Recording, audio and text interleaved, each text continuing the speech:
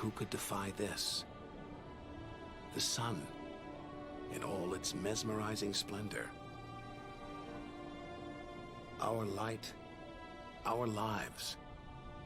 Everything we do is controlled by the sun, depends on it.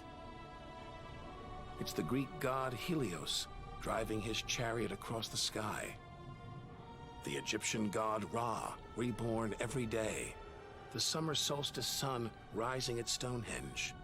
For millions of years, this was as close as it got to staring into the face of God.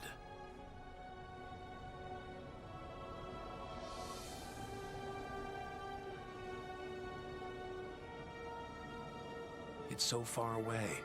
If it burned out, we wouldn't know about it for 8 minutes. It's so big, you could fit 1 million Earths inside it.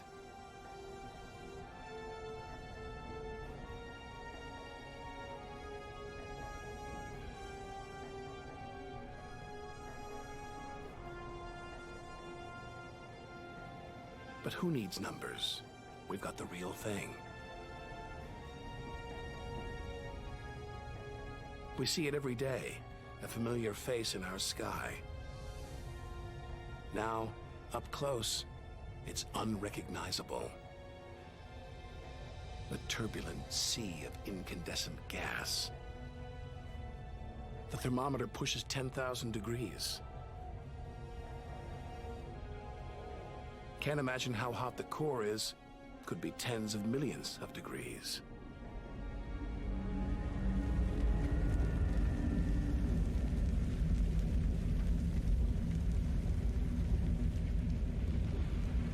Hot enough to transform millions of tons of matter into energy every second. More than all the energy ever made by mankind.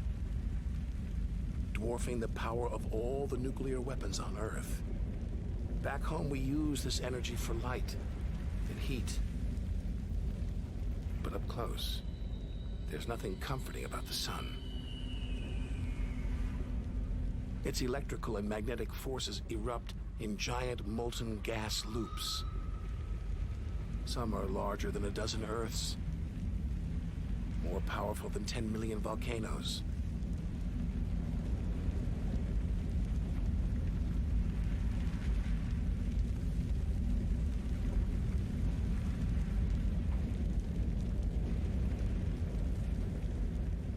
When they burst through, they expose cooler layers below, making sunspots. A fraction cooler than their surroundings, sunspots look black, but they're hotter than anything on Earth.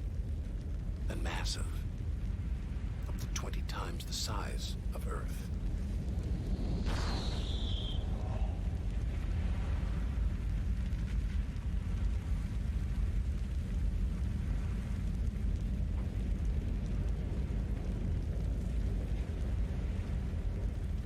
One day, all this will stop.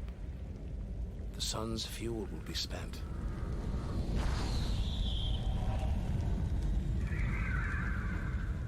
And when it dies, the Earth will follow.